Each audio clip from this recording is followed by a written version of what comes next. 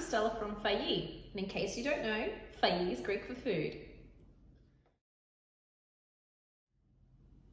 I'm going to show you how to make the easiest and most delicious hamburger patties. These are ones my mum used to make us when we were kids, and honestly, all the children I've made it for have absolutely loved them. So what I'm going to get you to do first is either mince your meat in the Thermomix, and then set it aside into a bowl. Now I'm not mincing my meat today, I am just using store-bought mince, and you can do the same as well. It's won't make a big difference to the recipe. The next thing you have to do is peel some potato and then chop it up. So it is important to make sure that they are chopped to about this size, because if they're too big, it just won't chop everything properly when you're putting it all into the bowl. So pop that in. And then I'm going to add everything else that's included in this recipe, except for the mince and the oil. So I've just got a brown onion peeled and halved, some parsley, salt, pepper, and I'm just going to pop that all into the bowl.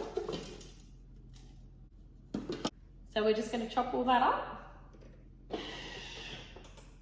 Now add all that to the bowl with your mince. So you can see it's all beautifully chopped up.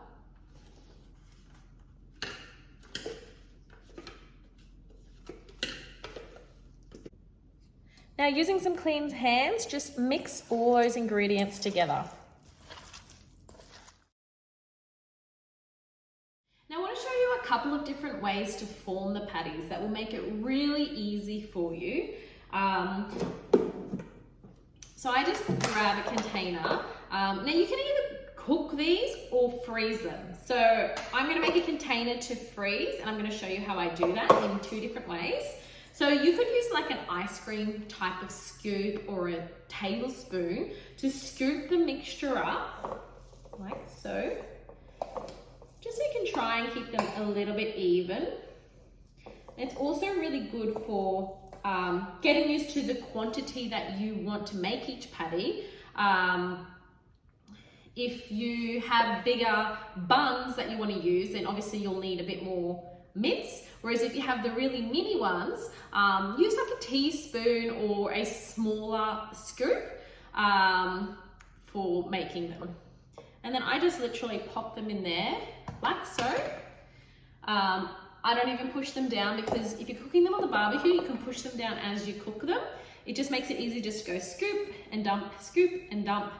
So you could also make mini ones with the smaller scoop. I'll show you that as well.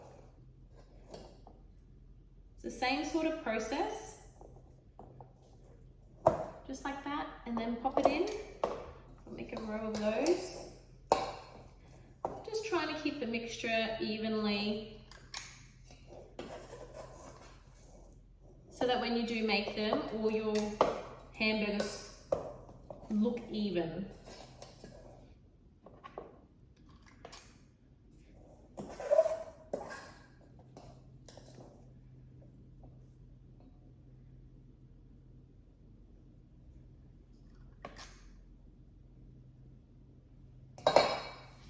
Now, if you don't have one of those scoops, just use a normal tablespoon, which I'll show you as well. It's just to keep the sizes the same, especially once you know what size bun you're going to be using.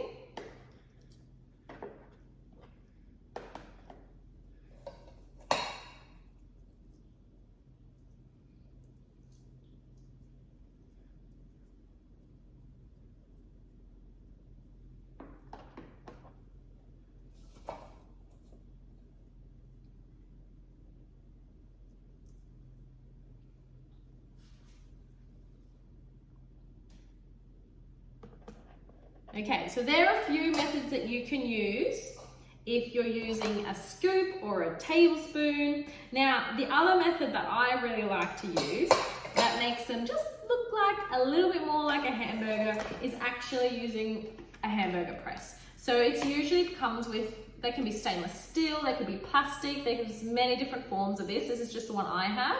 So what I usually do is use one of these scoops. Like again, you could use a tablespoon, you could use any of these sort of things. So it's just to have an equal quantity amount, or you could even weigh it if you don't have any of these equipments. Put a amount in and then push it down to form the burger patty. And it's really good because then it's already flattened for you. And obviously, depending on how thick you like your burgers, you could add more. We like them a little bit thin because obviously my kids eat them too, so I don't want to be putting a big patty on theirs because they definitely won't be able to eat that. So that forms it nice and flat, and then I usually just pop it into a container, and you can see it's perfectly formed. Now once I make a layer of these, so I usually fit about 4, then I put some baking paper down.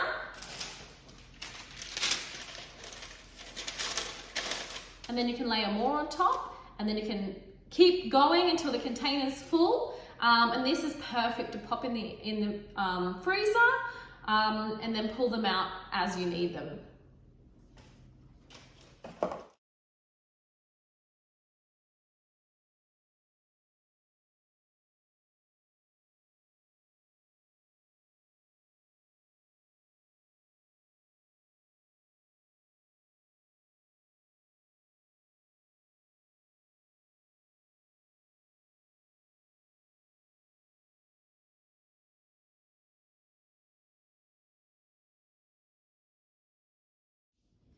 Now there's so many ways that you can create different types of buns, and I just wanted to give you some inspiration on different ways of eating your hamburger patties.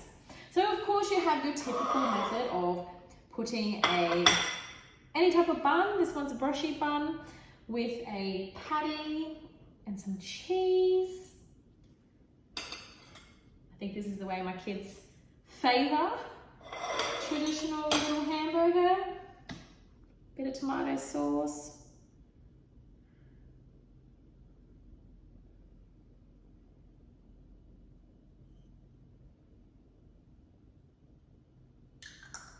You have a perfect little hamburger there.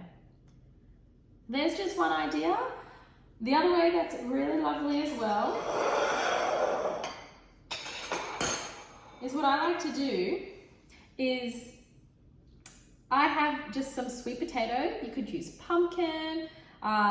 You could even just fry some potato.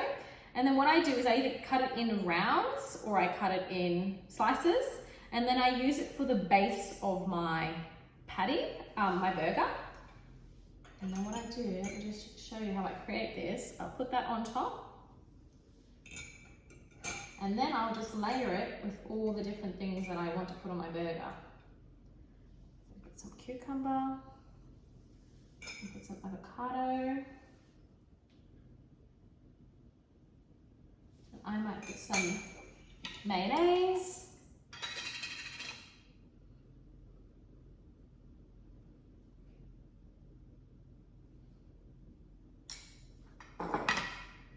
And then I just finish it off with some more of the sweet potato. And there's another bun. You can also use the lettuce leaves in the same way. Just swap out the sweet potato, or keep the sweet potato in and put the lettuce leaves on top. There's just so many ways that you can create different burgers in different ways. I just want to show you one more way. And this one's just the bunless burger. So of course you have your patty, and then you just stack it up with whatever you like. So I've got some cheese. I've got a fried egg, some pineapple. I'm going to top mine off with a few pickles.